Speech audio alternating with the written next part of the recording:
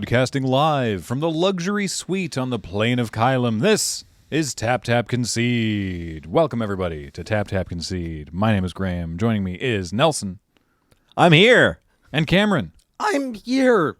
And if you are listening to this podcast, if you are one of our many audio-only listeners, hopefully you are noticing no great change in the or perhaps even maybe an improvement in the audio fidelity of the podcast. Who can say? If you are a YouTube observer, then you will see that we are back in a physical space, and a different physical space than before. We're trying this out. We're in the other Loading Ready Run studio, or Studio C, the big one, in front of the our AFK tabletop gaming set, because figured we'd try it out.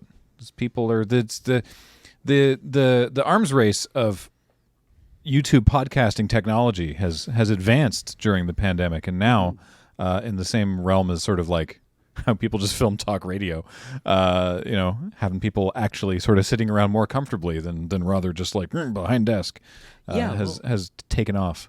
Well, we're kind of back to the TTC 1.0, where we were sitting in the I was going to say when we were sitting in the filming studio in Moonbase Delta, but honestly, this is kind of like when we were sitting in the loading dock at Moonbase downstairs. Yeah. So the first Tap Tap episodes were in like one of the production rooms, upstairs, right, with the table in the middle, on either side of the table, and like an iMac, at the back, right. And then we moved to downstairs in that office, and then it's been all over the place. But yeah, I guess this is sort of like because when we moved here, we were like, we're gonna have a set that's just for podcasts, and now I mean, we're still using it for stuff, including podcasts, but like we're doing like mail time and crack-a-packs and things in there, so it's not like it's going to waste that space. But anyway, let us know what you think, those of you who are watching on YouTube. Hopefully it's good, because we bought these microphones and stands. So fingers crossed. I mean, you can tell us you don't like it, but we'd be sad. We got to pay for this technology and metal. We will accept any constructive criticism that you may have. I saw one of those early episodes of Tap Tap Concede, and it sort of looked like there's 4 or 5 people on. It's like yourself and Kathleen was there. I remember maybe James is on. I don't know if Cameron was on the first one. But it's like we're around a table getting ready to game. Okay, do we have enough for draft? No. Well, I guess we could do a podcast. I guess so, yeah. There were certainly fewer Magic podcasts at the time, and I don't know what the impetus was, but we were like, I don't know, James, do you remember? I think I was like, we should do Magic podcast. Yeah, why and does everybody was Tap like, Tap all right, exist? Yeah, because it felt like we should do a Magic podcast. We had we have a lot room to say in our schedule for it, and we just stand around talking about Magic cards a bunch anyway. And now it has its own terrible inertia and sponsors. Yeah. Now it'd be harder to stop Tap Tap Concede than it was to begin it, I guess. Which is a terrific segue into reminding you that our sponsor for the show is indeed Card Kingdom. Please check out cardkingdom.com/LRR. We really appreciate it. We love working with them. They've got great shipping, like really, really fast shipping, great customer service, good prices. And if you tell them Loading Ready Run sent me button, please, they'll give you a little 1-inch button, which I think it's at least someone sent me a tweet the other day that was the I foretold you so.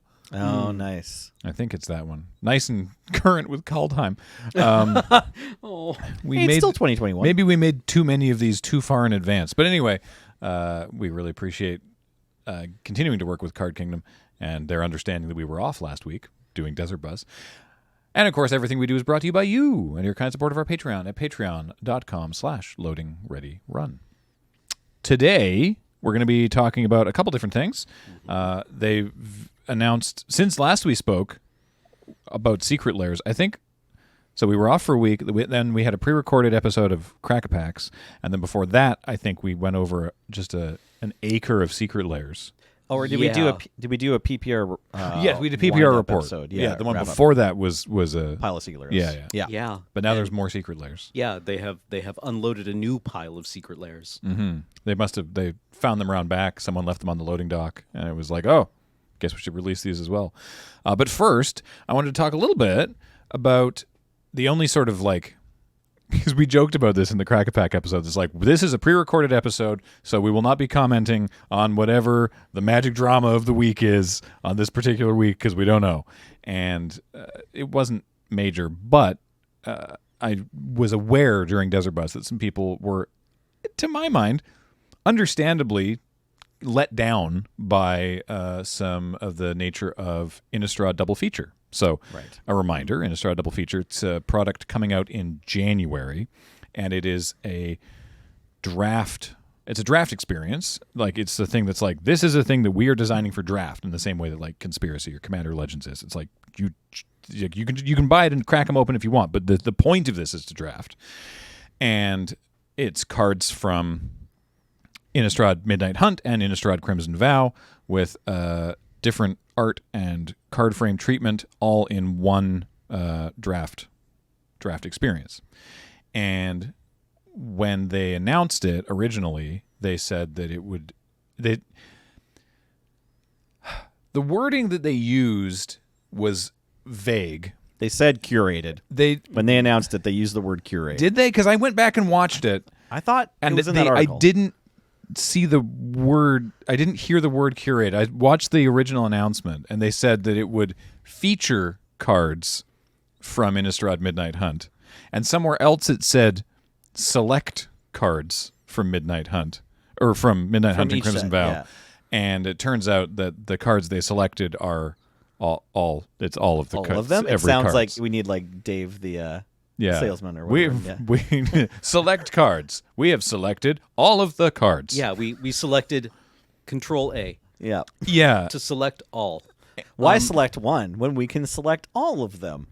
And so that's, to me, that is a letdown, because I was expecting the idea that it would be similar to Amonkhet Remastered, where they're like, we're going to take the Amonkhet block and we're going to turf a bunch of trash and, like sort of look at what's possible across the format and revamp it into a like unique draft environment. And that's not what this is. It's just all the cards from both sets. Technically, it will be a unique draft environment. You have not yet played this set that is all of the cards smashed together. Yeah. It is, but like we were hoping for a little bit more care and attention to it. So it's To me, it seems like there must have been an internal communication mistake, right? clearly, or I mean the very cynical take, which I've seen, is that they had planned on it being more involved and then just were like, oh, we're out of time, whatever, run it. And I don't actually think that that's how they operate. No, I doubt Yeah. it. I think there was probably just like, not my imagine of what this mistake is that there's, a person in charge of announcing all of these sets. There's a person who writes that article. There's another person. It's many people, but like, then imagine there's one person who's like deciding what work gets done. And then there's a third imaginary, in this case, person, which is like the design team that's going to actually curate the set.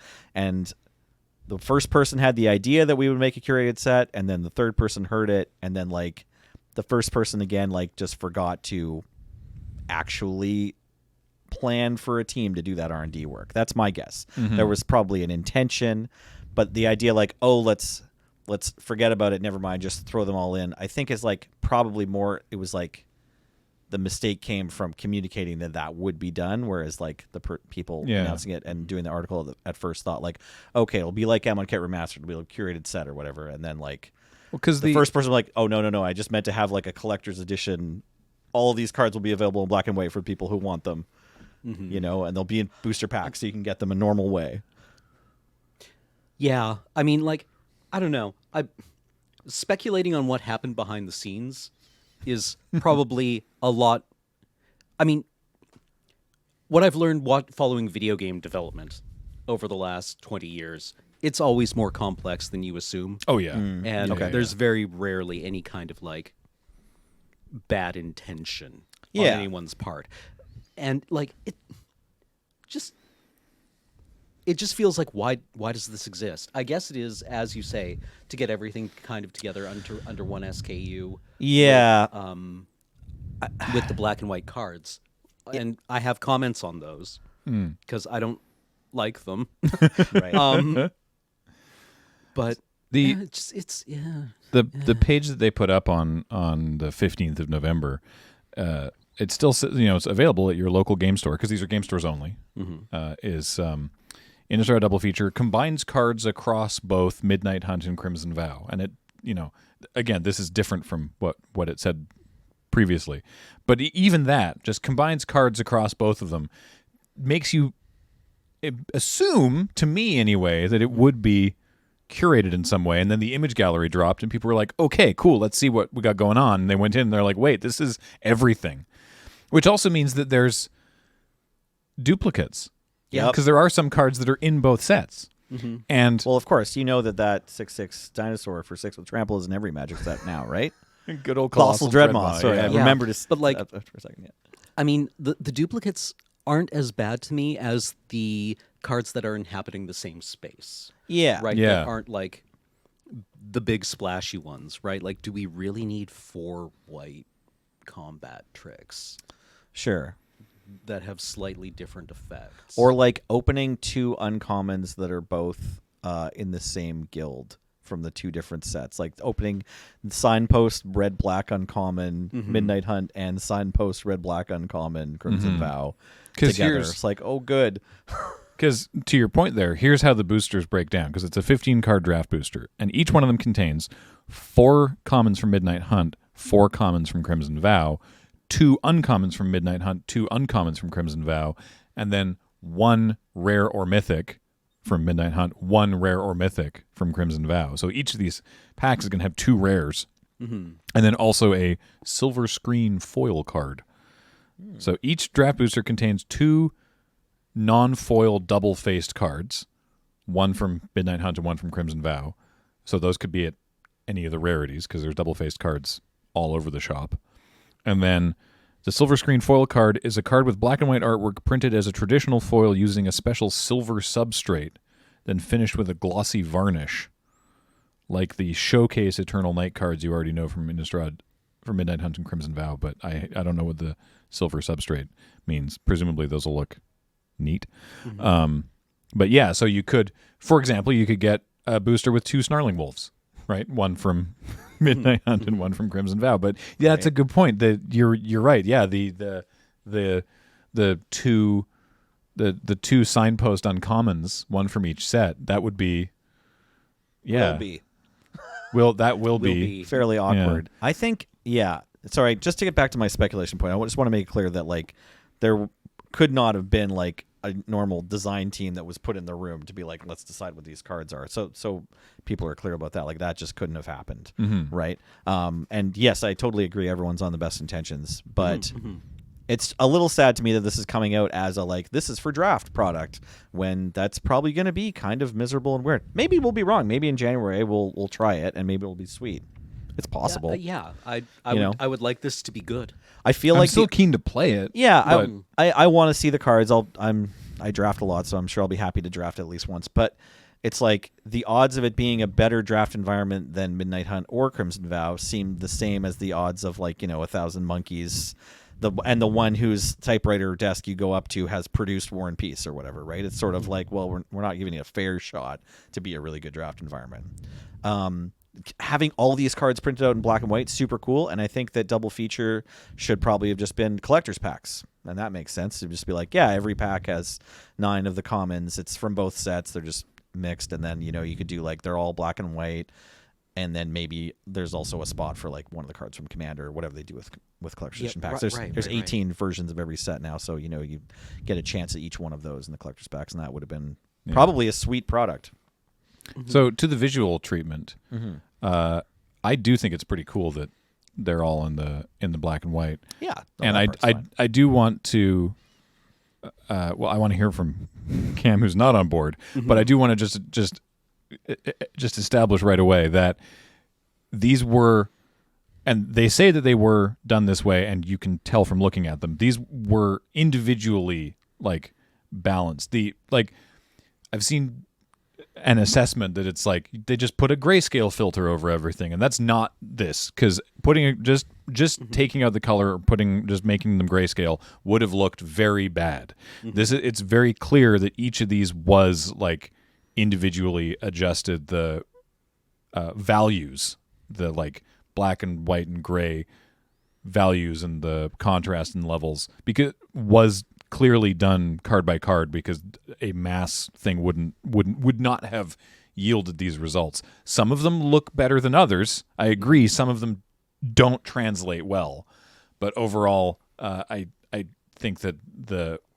art in black and white actually looks pretty cool, and it was clearly done with more care than I think people feel. Honestly, my main complaint is that the white cards, which you're seeing on screen now, look very boring, because there was just no way they could not have the border be white. Because even the black cards have a purple border, which looks awesome. Oh, nice. But they couldn't. I guess they couldn't do it yellow, because that would have been too close to the gold cards. Because the gold cards have gold basically. Maybe like a pale cream might have. Maybe it would have looked bad. I don't know. Anyway, I think these kind of look cool. Cam, I don't. You're allowed to not like them. Yeah, I don't know. I think like Permission to dislike. Yeah. Well, after me being like, I don't know, I think these are pretty sweet. Cam, tell me why I'm They wrong. didn't look good. Yeah. I think they just need to.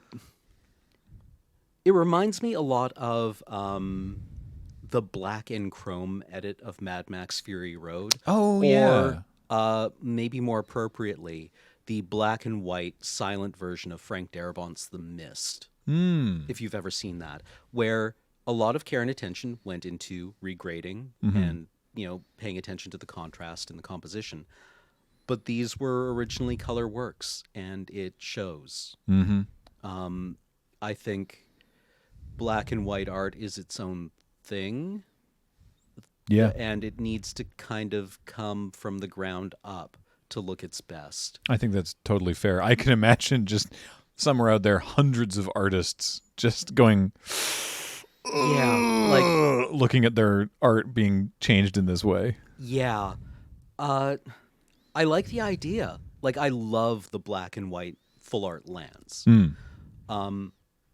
But those were, as you said, ground up black and white, right? Absolutely, they were. I would love to see more black and white art in Magic, like more inked art, more India ink, right? With the subtle gradations that can cause, more woodcuts like Gustave Doré. This misses for me because it's like hearing an excellent cover of a song that you like, where you're like, yeah, I should go back and listen to the original. Right. Right? Yeah. Like Dryad's Revival here, I can't not see the color. Right? And wondering what information is being lost in the translation. Yeah. I'm just looking at some of the gold cards, and like, for example, Sigarda, I think translates very well, because the original art already had some really excellent sort of light treatment and Right. contrast. James is just scrambling to bring that one up. Sorry, James. Right, like I think Sigarda looks really good, but if you look at Join the Dance, that it like it's as you say, it wasn't designed for this. Like the faces are washed out. Yeah. Like, of course, the fire has to be really white. Right? Yeah, so you lose a lot of the facial detail. Yeah. This one could have been really good in black and white if it was done from the ground up. Yeah, exactly. Right? Like the contrast on the shirt leading to the hand. This is a really great piece. Like the foreshortening on the arm. Oh yeah, is great. Is excellent. It's fantastic right? piece, yeah. And if this had been done ground up as black and white, I really think it could have looked amazing. It just doesn't. The silhouetting is a little off, right? Like with stronger silhouettes and stronger contrast, this could have looked really, really, really good in black and white. And right now it just feels a little muddy. Maybe somebody can be like, the artist will be like, actually, originally this was designed from the ground up in black and white, and then I just like added color, and I'll look like the amateur I am, right? It's possible that the artists had that brief that's like, by the way, we're also going to be doing this, so keep that in mind. It's possible. Yeah. I'd love to it just find out. feels like something that Wizards was like, oh, you know what we should do, and then did it, right? Like we. I can't imagine that they're allowed to do that though. Under There their have artist been contracts. instances in the past where we've heard from artists when Wizards started doing the full width Oh, okay, expansion, like the extended art, that the artists were like, I didn't know they were going to do that. It's not. I kind of wish I had known. You know. Right. Yeah. Right. So I don't know. I could easily see it happening either way. This is my first time seeing the borders with the color, and I think it kind of takes away from the black and white effect. Like, if the purpose here is to have like the whole black and white set, I don't know. It might have been unplayably. Yeah, I'm like, sure. I'm unreadable sure it at was that challenging, point. but it's still going to be more challenging, right? Like you're meeting them halfway. You're meeting the drafters who are trying to also have a good play experience halfway, and like at the end of the draft, you're left with a like piece that was originally kind of designed as like a cool art, step out of the norm, and you have a piece of that. You have half of that. The other like tinfoil hat moment I had during this conversation is that like, okay, what if there was the art brief that everything is going to be black and white, and then there was, as you say, someone who had to treat every single piece to get from the color, to correctly shade it or do values. Sorry, I don't know anything about art, but it wasn't just a button you could click to grayscale everything clearly so that they all came out and they looked good. Or as good as they can, or whatever. And so, what if the work happened where like one department was like, "Okay, I've done it. I've done every card from every set," and then meanwhile, inside R&D, they're like, "Oh, we were gonna send you a curated list, but now you say you've done all of them. So you put how many billable hours into doing all of them?" I think that's my. Hey, Aaron, I think we need to go with a new plan here. Otherwise, we're gonna have a lot of egg on our face internally. That's my favorite, definitely untrue conspiracy theory so far. Yeah. I like that. Absolutely. I like that a lot. That's very silly. I don't want to like poo-poo these because I think it's a good idea. Mm-hmm. I would just. I mean, it's another experiment, and it's important to keep experimenting. Like, Yeah, we exactly, do love the exactly. Wizards experiments. And Yeah. there's just new different things. I think it's reasonable Can agree to on that. be let down by both axes of this, that it's not curated and that the art didn't land as well as it could have in some instances. That said, I'm still looking forward to playing gonna it. be a we're dozen we're gonna cards play here. it. We're Yeah. gonna stream it or something. And also, this is without seeing the foil treatment of it. Yeah. Maybe the foil treatment and the silvering makes it actually just like there's going to be some really chase. pop. Yeah. No matter what, some of these cards, the black and white version is the one you're going to want to have to play. So there's going to be some of these cards that are going to be chase, and they're going to be the best looking ones for sure. Yeah, I'm also prepared to completely believe that the JPEGs are just letting this one down. Yeah, after looking at the Amonkhet inventions or invocations online and then holding them in my hands in Yellow Jacket, I don't have a strong association anymore between these previews and the physical product. Exactly. The Amonkhet invocation was actually something I wanted to bring up as well because Yeah. when those were previewed, I was like, The game is over. Yeah, Yeah, and then this in- is so awful. Yeah. Then in person, I was like, these are nice. Oops, I want these. Yeah, Yeah. these Yeah. look great. Yeah, I think the invocations were the most jarring version of that. Yeah.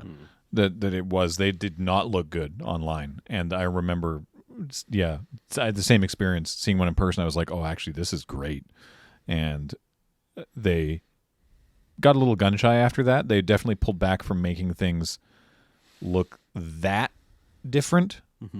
In normal Magic cards. Actually, this was not intended to be a segue, but I think this is actually a tremendous segue to the first secret lair that we can talk about today. Yeah. Okay. So this was a secret lair. So they have a new secret anniversary super drop with a bajillion secret lairs again, which again, it feels like we just did this like 2 months ago, but in between them was this one. And is it even still available? Did we miss it? At time of recording, I think maybe you can still get it. We're in the last week of November now. I'm going to double check here. I was tempted to get this one, but I just want to make sure. Yeah, it's got some cool cards. Because I know that it wraps before all the other ones launch, so you can't combine. Okay, yeah. So at time of recording, it's available for another day and 20 hours. So unfortunately, that's awfully tempting. unfortunately actually. for those listening at home, Sword Splash is you will have nice. missed this one. So it's Secret Lair doing a collaboration with Mischief. spelled MSCHF, which is a Brooklyn-based artist collective that have done a bunch of different things. They did the Lil Nas X Satan shoes that got the cease and desist from Nike. The real blood Satan shoes. Yeah. And they did they did a collaboration with Mr. Beast, which was they did like a app that's like keep your finger on the app, and the last person to take their finger off gets $1 million. It was $25,000. Yeah. They did some stuff with. Now I kind of just want to buy the Secret Lair to support them. Yeah, my favorite thing they've done recently was the Museum of Forgeries, where they bought an original Andy Warhol called Fairies, and then they made forgeries of it. So they made 999 forgeries, and that are like there's an amazing video on the process that they did to make them. Like they made essentially like perfect forgeries of this Andy Warhol print, and then they sold 1,000 of them as possibly an original Andy Warhol. Right. Right. Nice. So they bought it for $20,000, and then they sold all of them for $250. And so it's like one of these is original. They claim they don't even know which one the original is at this point, but apparently they're indistinguishable. So it's like, all right. I think Andy Warhol would have liked that. I think he would have loved that. Yeah. So I mean, then again, what Andy Warhol likes is probably like he's kind of not a great guy. But I think Weird in dude. practice, yeah. Well, I like that. Yeah, I enjoy that a lot. So in terms of practically unreadable Magic cards, again, I think these are going to look.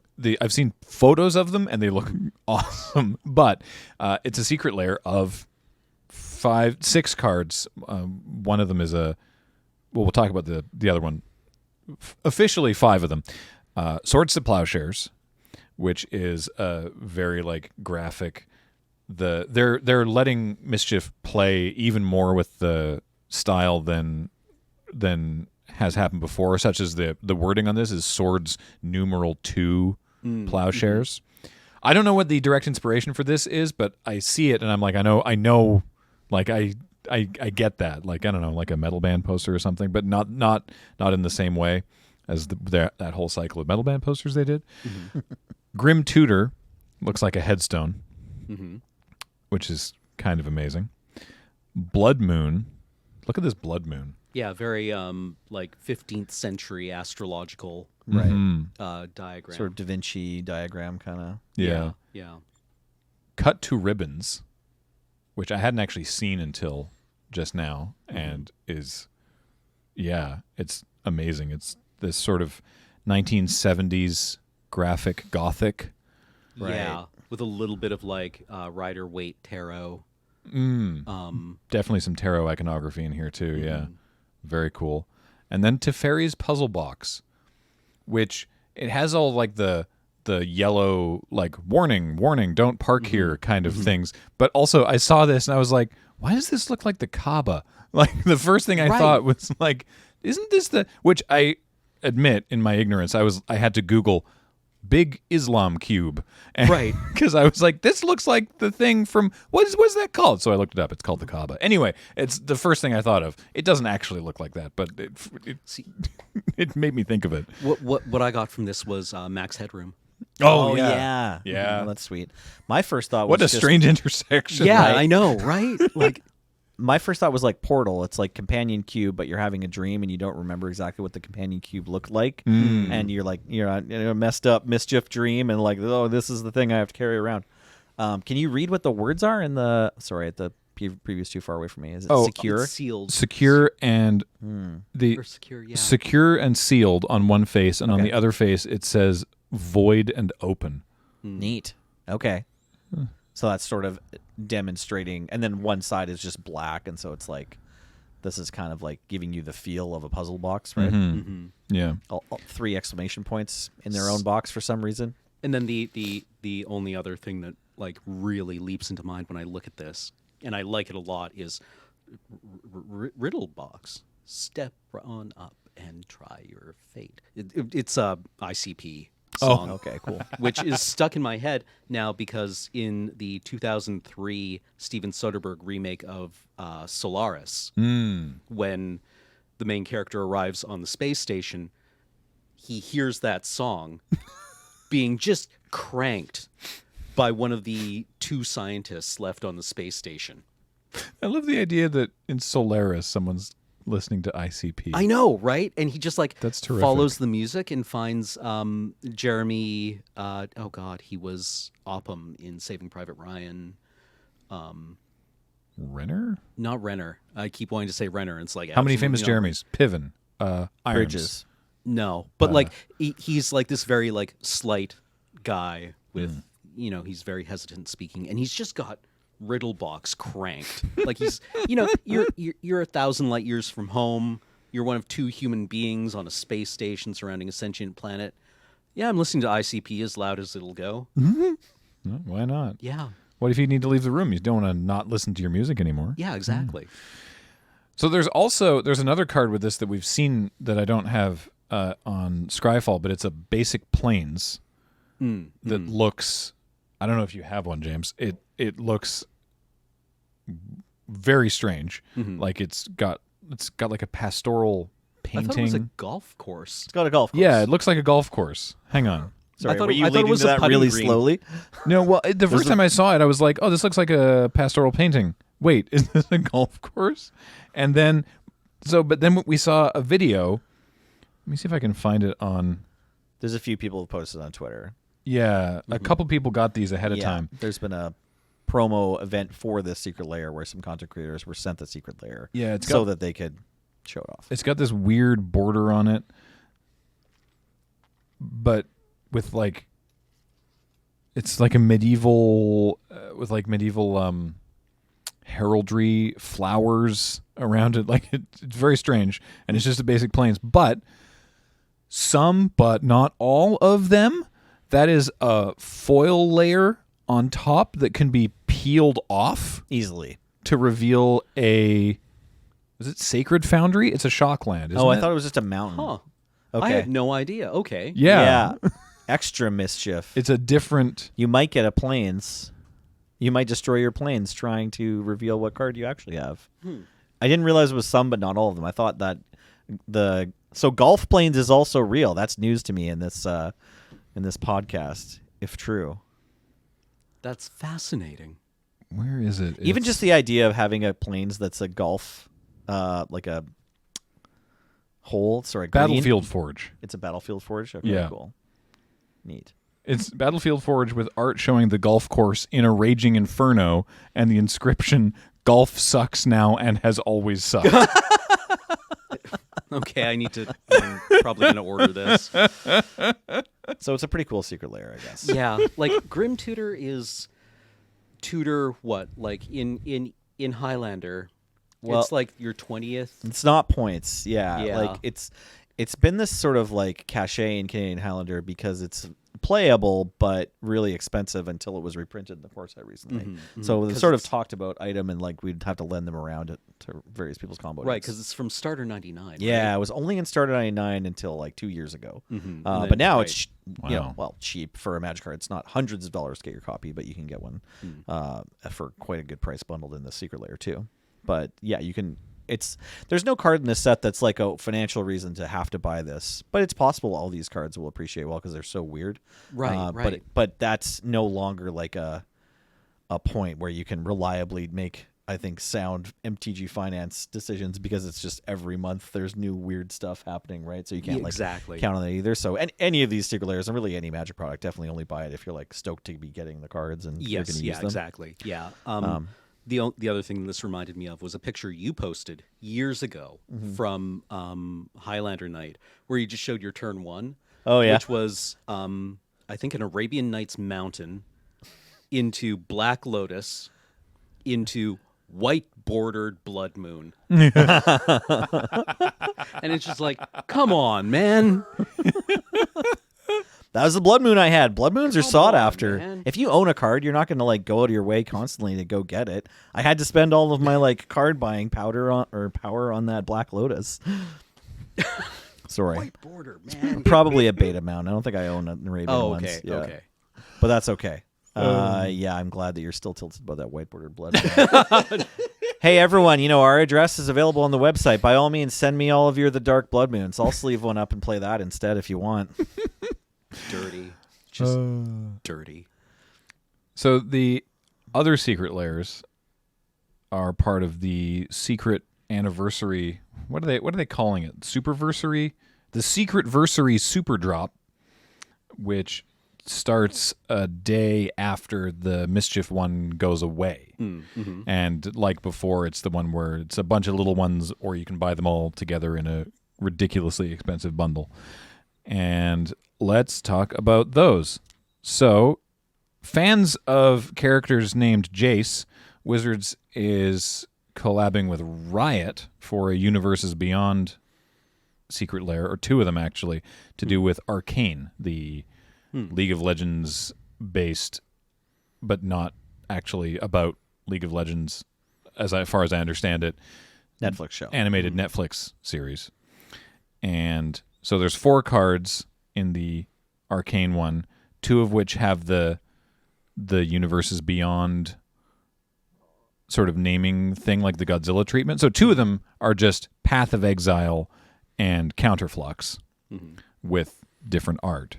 And then 2 of them are Rhystic Study under the name Unstable Harmonics, and Thran Dynamo, kind of cool, under the name The Hex Core, which I think is also kind of interesting.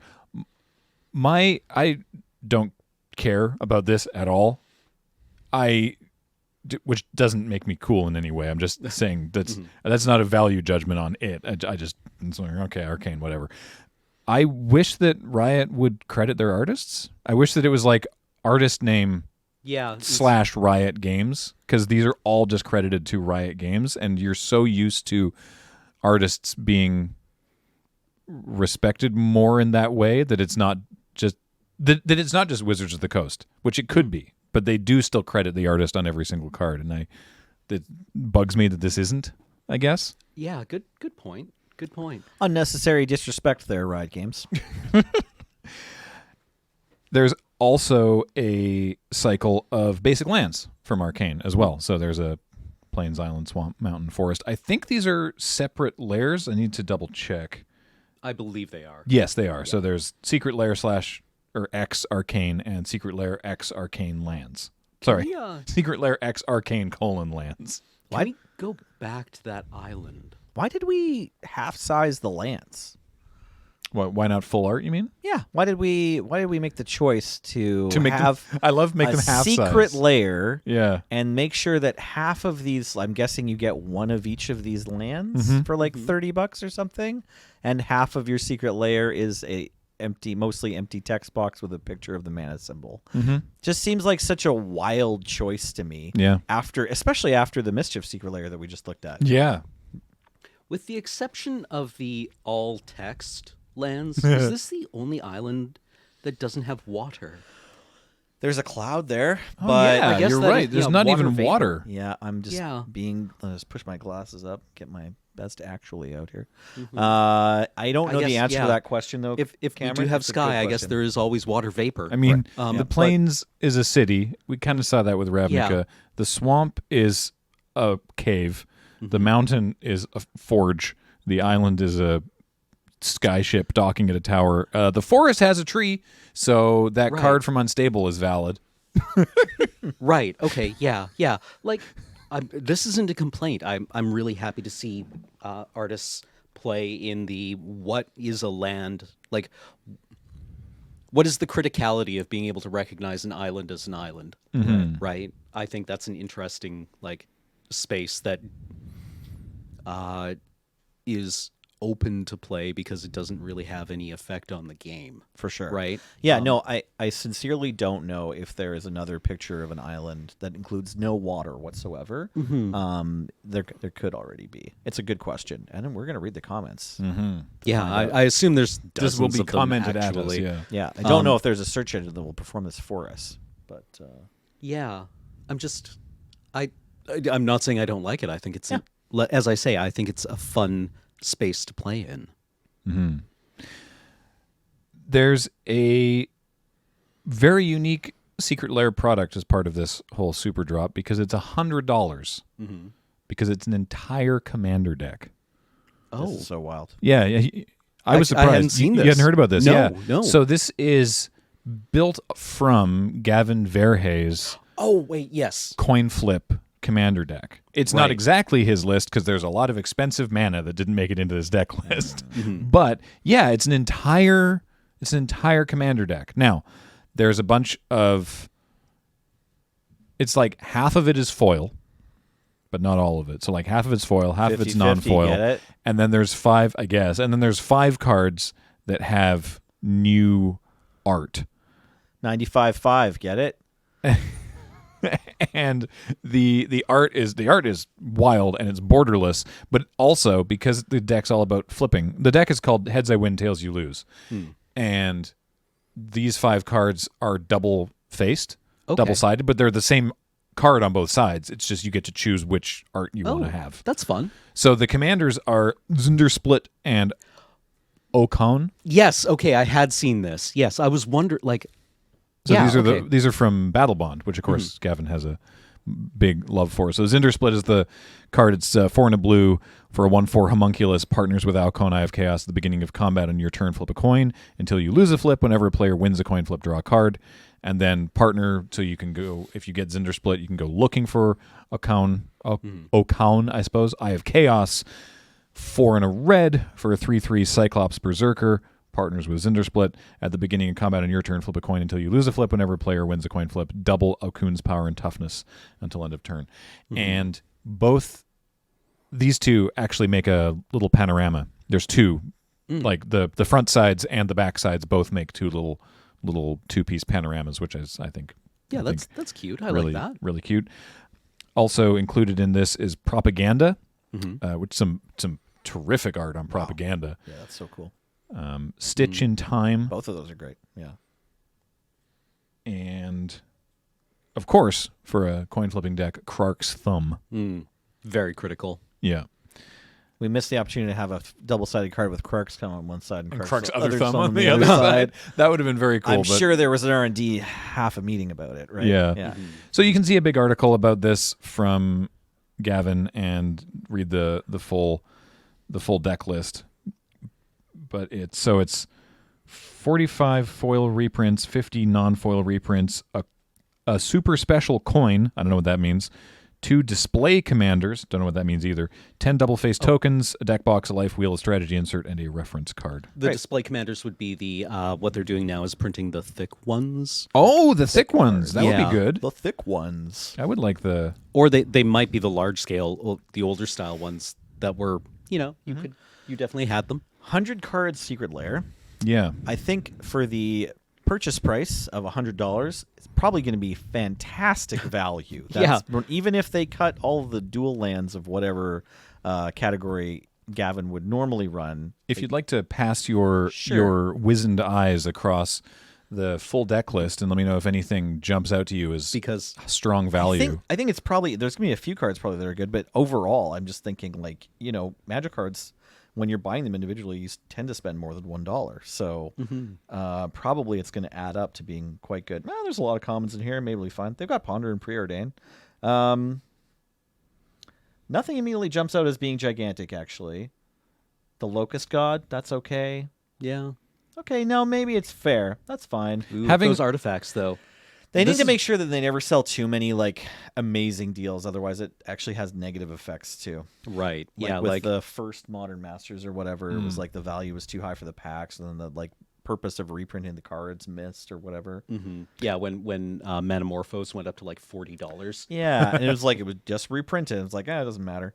But I wanted to say, talking about how it's probably a pretty good deal, especially if you want to play these cards for $100, to buy this deck for $100. But I'm curious what the packaging is going to look like, and I'm curious what the shipping cost is going to be, because obviously it's pretty Well, I mean, like the thick. commander decks can. There's a Commander's Blade in here. Shadow Spear. I assume since Shadow Spear is like $20 or something. that's true. Since they've changed the Secret Lair packaging to be the smaller boxes, I'm hoping that this ships in the Commander the minimal packaging commander thing that Yeah. they've done recently, because those are great. We don't need all the extra greebling. I mean, even the recent commander decks with we're all gesturing over to where we keep our commander decks. This is useless for anybody at home, but we keep them over there. They're over anyway, there. yeah.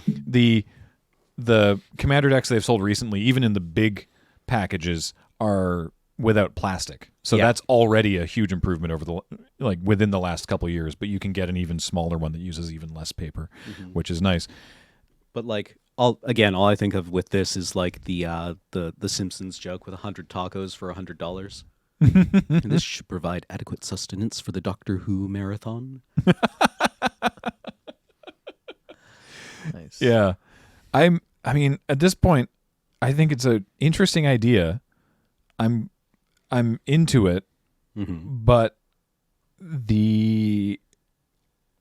I'm worried about half of it being, or 45 cards of it being foil, because I just really hope that it's not like, well, half my deck is curling. Yep. Yeah. They gotta fix it. They gotta fix it, and I know that they've been getting better. Again, I've got stuff from Kaldheim and Strixhaven that are still dead flat. Yeah, those Strixhaven foils came out great. Yeah. I remember. Yeah. Yeah, I don't know what you did differently, but please. And then the next but, set, the AFR but the foils secret were just layers, I guess, are printed because they're sort of like not really on demand, but kinda.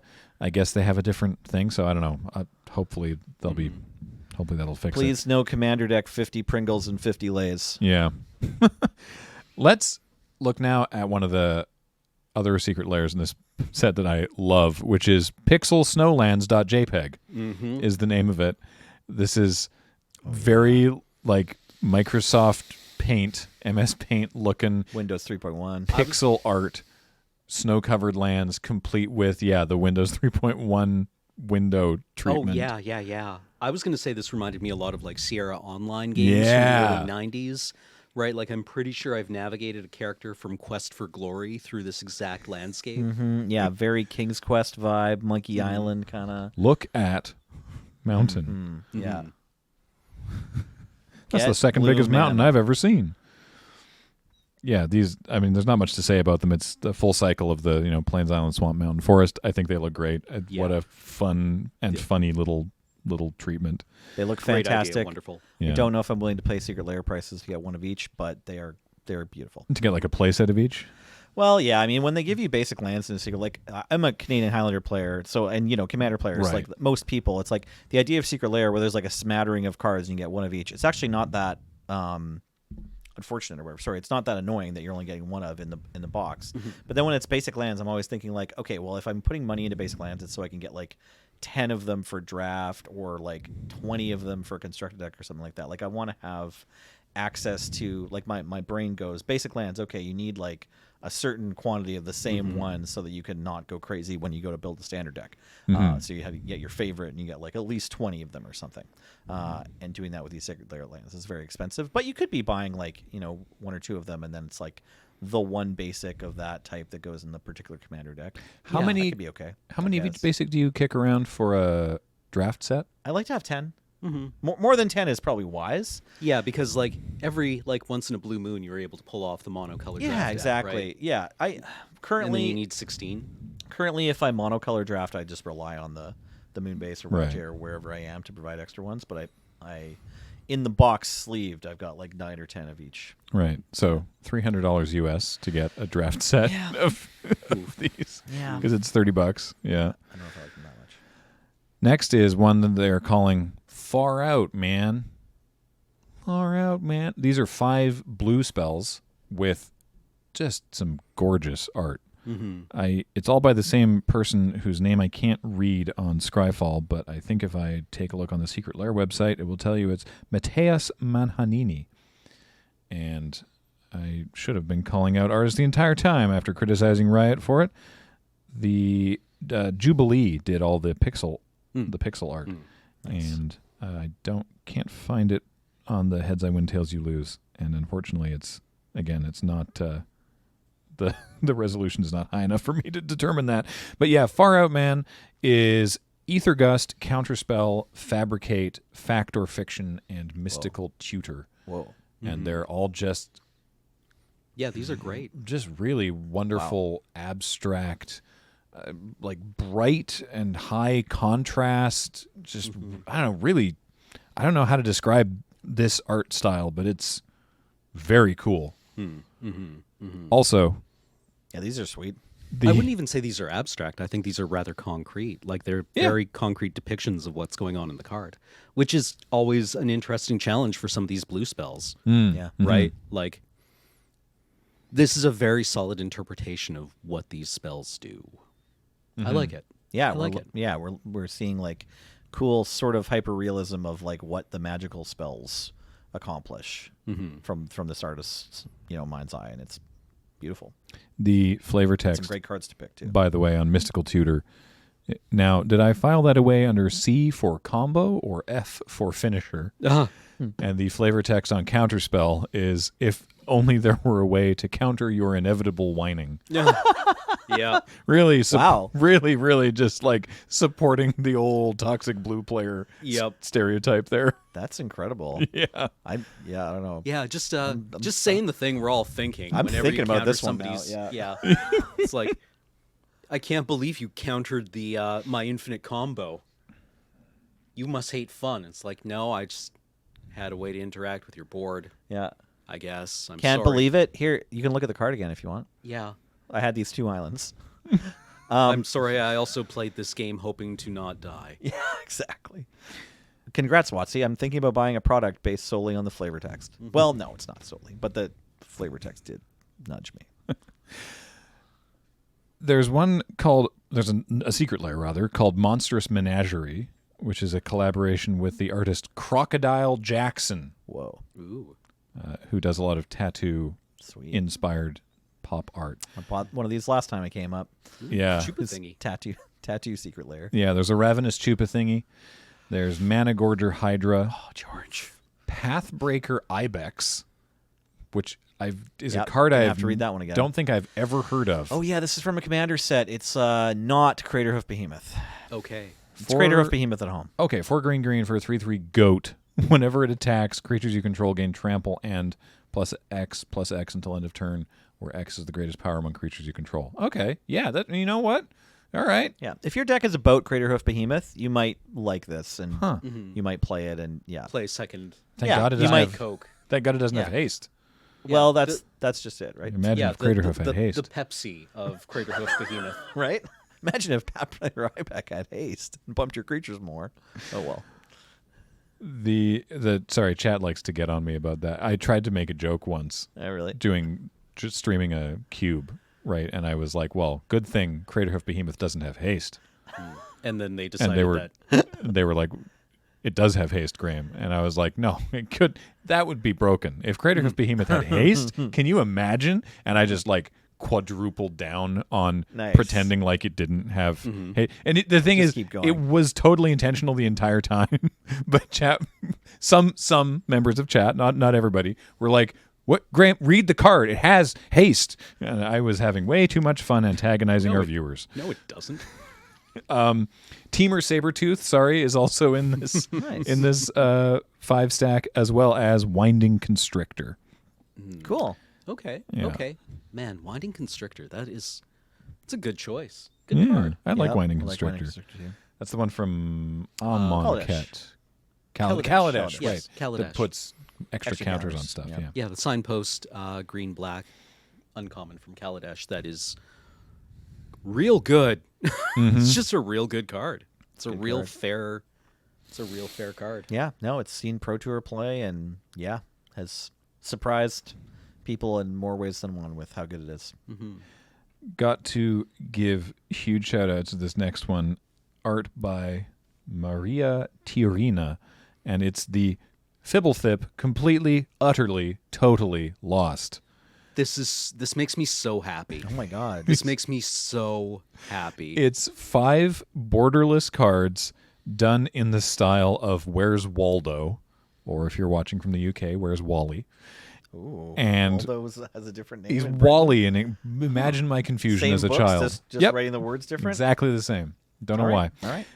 It's because Waldo is some weird British slang I for guess. something gross. Yeah. Like I'm saying Waldo now. We can't show this to kids in Britain. So it's Path to Exile, Well of Lost Dreams, and there is a well in the middle of the art there. Frantic Search. I assume that the card is depicted somewhere in this scene as well, right? Intruder Alarm and Shell Dock Isle. And I believe they also make a panorama, at least the 2 white cards and Frantic Search. And, they do. They make a 5-card wide panorama. I don't know if Fibblethip is in every one of them. Better be. or in only one of them because it's a panorama. I assume Fibblethip is in every one of them. Is that the whole set? Yeah, all 5 of them. Okay, yeah. I'm getting on the Called It board here. I want to say there's also going to be a Totally Lost that they don't tell you about. Yeah. That has the same style, also by the same artist. But it'll be like hidden like underneath one of them. But you'll open up your secret layers and be like, well, there's a 6th card or whatever. But I'm just looking at the close-up, the very bad low-resolution close-up of like even Path to Exile. And there's Niv Mizzet is there, Isperia. There's the Rakdos, the tightrope walker. I don't remember the name of the card. Oh yeah. Gorehouse Chainwalker. Yep. There's the large shield lady. The Gideon's like more of her, please. Right. The 3/5 right. against you life. Or Yeah. 3/6, There's a lot. There's a lot going on in every one of these. Is this going to be cards. available as a book around Christmas time too? Like, can I just get this for my kids? I think I might have to get this. I don't want the love these. cards, but I want the art in a like holdable, biteable form. Yeah, exactly. Something a child Something can absolutely durable, chew yeah. on. Yeah. I don't know if I would play these, but I kind of just Just like them. They're I important. like them. Yeah. They make me feel good. Yeah, they're gonna make a good desktop background. And penultimately, the last 2 secret layers both involve Dracula. So penultimately, we have Dracula lands. These are full art. So I don't know what happened with the arcane ones, but yeah, these are just 5 different lands with Dracula wandering around. I love the sky and the plains. I love the sky and the plains. Oh yeah.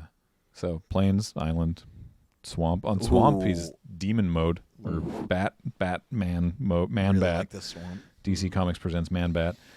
Mountain. There's a mountain in the background. And forest. I like forest, traveling through the forest on the roof of a carriage, just hanging out. Just ghost riding the whip. Yeah. So cool. And then Welcome to Dracula Castle. Sorry, Welcome to Castle Dracula is the last one, which is 3 cards, only 3, with the Universes Beyond treatment. But these are not Universes Beyond cards. So the Arcane set has the triangular hollow foil that are like, those are Universes Beyonds. These are not. So I'm not going to question why, but it's Exquisite Blood, printed here as Hunger of the Ancient One. Half of the womboest of EDH combos. That's right, and get ready because Yep. Night's Whisper, printed here as Night Feeder's Visitation. That's the 1 in a black, draw 2 cards, lose 2 life. And Phyrexian Tower, printed here as Dracula's Tomb. I totally thought the other half of the combo was also in this Yeah, because set. it's Exquisite Blood and then something else. Sanguine Bond. Sanguine Bond. Like they're right. both Yeah. vampire themed, so I Yeah. thought they were just both. Fingers gonna be in crossed this for bonus extra thing. secret bonus pack Sanguine in. Bond, Yeah. maybe. Bonus Sanguine Maybe. Bond. Absolutely. Ruin Commander Night Yep. in Give one us- easy package. That's right. Give us bonus 5 full art arcane lands. That'd be good. The front side and the back side. I can't believe you countered my Sanguine Bond. And luckily, I also have a Hunger of the Ancient One. You're not allowed to do that, right? Oh Commander? no, I don't think so. Yeah. I'm gonna go out on a limb here and say absolutely not. I Yeah. can't believe you Absolutely countered not. my Sanguine Bond. So all the flavor text here, I believe, is from From the book? Yeah. Probably. Nice. Yeah. I There mean, was one I great. Yeah. There was one great tomb So- more lordly than all the rest. Huge it was and nobly proportioned. On it was but one word: Dracula. Okay, so question here. Yeah. Probably for the lawyers in the audience. Universes Beyond is like WotC letting their fans know, hey, we're going to delve into dealing with these other intellectual properties, and you're going to get to see versions of and new cards of, your favorite Lord of the Rings and Warhammer 40K and stuff, and that's what we're doing with Universes Beyond. Now, Bram Stoker's Dracula, universe. Is It's in not public domain. It's not. Yeah, it's not part of. It's not part of the world of Magic the Gathering. It's not part of the Blind Eternities or anything. It's not on Dominaria. It's not part of our history. But we just don't have to bother giving it the Universes Beyond treatment because it's 100 years old or something, right? Right, Or it's like, in is- public domain. We don't have to yeah. pay anyone for it. We can just steal it.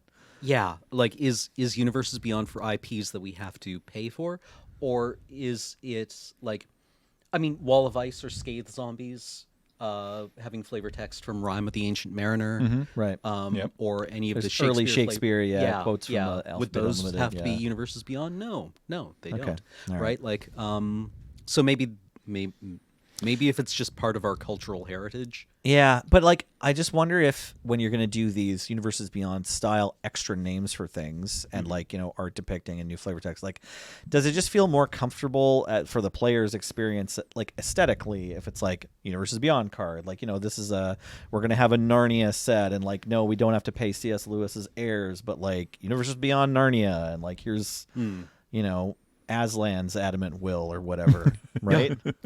Like, and just give me the little triangle so that like for my my nerdy fandom mind is like, yeah, we've got the normal version and we've got the weird version.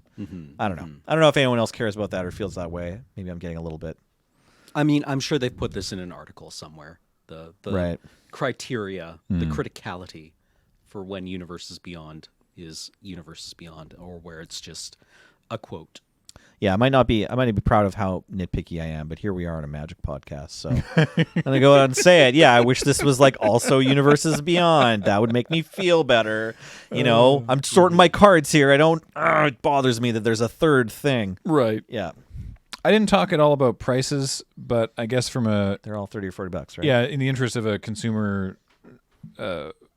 usability standpoint, basically, yeah, everything I talked about was $30 for every one of those secret layers, or $40 in foil. Except Here are the asterisks. Pixelsnowlands.jpg is available in foil or foil etched. Those are both $40. Crocodile Jackson's Monstrous Menagerie is only available in regular or foil etched. Everything else is just in foil, and you can get a bundle with absolutely everything for $549. That includes, by absolutely everything, I mean that is everything in foil, everything in not foil, and the commander deck. So if you want to get everything in not foil, it's $200. Everything in foil is $300. Both of those is $480, and then both of those and the commander deck is $400. Those first two is bundles $550. don't include the commander deck, right? Correct. The everything in non-foil doesn't include it. Everything foil doesn't include it. Yeah. But the mega bundle does. Yeah. That price doesn't actually seem that wild. But No. I'm sure you're saving $120 or something like that. Right? Yeah, they say it's it's a $700 value for only $550. There you go. Hey. I even did the math quick in my head. That's weird. That's the Games Workshop level savings right there. Right there, you've got it. Oh, good. So, yeah. We're gonna do a recap later, not on this episode, but we went through a whole bunch of secret layers right now, and I just have to share that on Twitter this week there was this graph that someone did. Let's see if I can get them credited correctly. It's David Linford Tilley, well done, of just like since 1993 number of new black bordered cards that have come out, and like the first 10 years it's pretty similar, but the last few years it's really gone up. And April King Cube April shoots back with, on this curve by 2041 the entire human race will either be designing new Magic cards or inputting them into Scryfall. It's like in the Avengers, there was the orbital shot with the Avengers fighting the not Skrulls in New York, and it takes like 5 seconds to orbit around the 7 of them. Yeah. And then in Avengers 2 there's like 45 Avengers in the orbital shot, and it takes a couple of minutes, and by like the time of Endgame, right, the orbital shot actually has more people in it than outside of it. Yeah. And is a literal orbit, right? Like To get all the Avengers in frame, we have to turn the Hubble around. yeah. Yeah. Yeah. So I don't know. We'll talk about this more next week, but Yeah. a lot of secret layers. My sympathy and empathy to anyone who is kind of starting to feel the burnout. I feel like we're getting more and more cards all the time. I think this is the time of year where they do the big drops, though. Yeah. No, So, it's fine. It's fine. yeah. But I feel like the end must be coming. We're going to hit a critical mass of new number of Magic cards per year. It's not going to be this year or next year, though. No, it's probably We're gonna keep going. It's probably going to keep going up. Yeah. Real quick, Crimson Vow. Have we been playing much? I've been playing more sealed than draft, but I've been having a good time with it. I've actually fallen into Final Fantasy XIV, which Oh, has I'm sorry. a free trial up to level 60, including the critically acclaimed expansion pack, Heavensward. Oh. Have you heard of this? I went I'm and gonna listened to write the this down. Heavensward soundtrack on Spotify because been someone a- recommended it on my Twitter feed, I've and been it was a banger. Bad Magic content creator, and have been playing Final Fantasy XIV. How But I'm- dare you? I know. Hey, I just picked up Demon Souls, so No kidding. yeah. I figure I got this PS5. I may as well get something that really like hammers home the graphical fidelity of it more. Well, and I've already beaten Ratchet and Clank, which is that game is showing off. Graphically, it's like, how are the graphics in Ratchet and Clank? Every moment in that game is an improbable flex by the people at Insomniac. They're just like, look what I can do, and it's like, settle down. But yeah, Demon Souls. It's been taking up. It's been taking up some of my time, mostly walking back to the boss every time, because the quality of life from their first like Souls-like game is it's showing its age a little bit in the Gameplay. the quality and frequency of shortcuts. Right. That said, I'm enjoying it, and it looks gorgeous. But Magic the Gathering, Crimson Vow's sweet. Honestly, like it's edging into the Fate Reforged issue of there are some right. rares that are just absolute bangers that you're like, oh, I lose. Yep. Oh, Edgar. Cool. Yeah, It's a good one. Catilda. Yeah. Oh, I have to kill this twice, huh? I have to kill Catilda and then kill the creature you put Catilda's enchantment on? Cool. All right. What else? Blood Vial Purveyor. Mm-hmm. That's a fun one. I managed to lose with that one. I've only played a couple drafts. I played like 2 drafts and 1 sealed, and my purveyor got stolen or something or bounced, and I died. Yeah. I haven't been playing a ton either. Sorry, we talked about what games we've actually been playing, and I've just been on Storybook Brawl. I wanted to come in with a joke about like, surely Nellie's been playing tons of Magic though. Nope. Yeah. Auto Battlers. And Mario. Been playing Mario Odyssey. I have this mustache on still because I did a Mario Halloween costume, and then I was just like, this is just cosplay. I'm going to be a cosplay streamer now. And I've been like streaming Mario Odyssey gameplay and going, wow. Yeah. Like Let's when go. the first time Yeah. I saw you with it, I was like, "Where's Nelson?" Where'd he go? Oh no! Like, Without that beard, I don't know who he is. Were your Yeah. kids freaked out, or Well, I've done this a few times. I've done shaving my Okay, face a few okay, times or okay. cutting my hair a few times, and I always like get them involved and it's like, come look. But wait, okay. no, I didn't do that this time. Actually, if you keep the mustache, dads, keep the mustache but shave the beard, the effect on your children's not as wild. I okay, think. okay, The effect on me was jarring because you and Serge came in to film the judge video for the PPR Right. with your mask on, and then we were sort of arranging stuff, and you'd been here for minutes. Right. And then it's like, all right, have a seat, take your mask off, and took the mask off. I hadn't seen the video that you posted to Twitter of you actually doing the shaving Right, for the right. Mario costume. So it was just mask comes off, beard is gone, giant mustache is there. And I was like, bah. It's like watching Thomas Riker pull off his sideburns when he steals the Defiant. Yes. Wait, it's the other guy. Anyway. Anyways, but Crimson Vow to re-rail. Oh, yeah. I also have been getting killed by bombs, even though my blood purveyor should have been one. Yeah. I've lost to Edgar online, and Olivia seems like it's gonna be crazy. Like I haven't run into it yet. But if you, Neither have I. But Yeah, I but appreciate the variety of decks. yeah, it Again? seems like all the decks are good, but the commons and uncommons are worse than the rares, which isn't a great feeling. Like my first time in the traditional draft queue, I got 3 copies of Brine Comber and like lots of the Ooh, blue-white That's great. enchantments. I went 1 and 2. I don't know. I won 1 match, and then like the other 2 times, was just like, yeah, I just can't beat that. You know, like my deck can perform a thing like really, with like military precision. I will draw a Brine Cromer, and I will put an enchantment on it. I will make some 1/1s. But if my opponent just has something that is like a little better than Lingering Souls, I'm gonna die. I got stupendously lucky with a sealed where 4 of my rares were in red.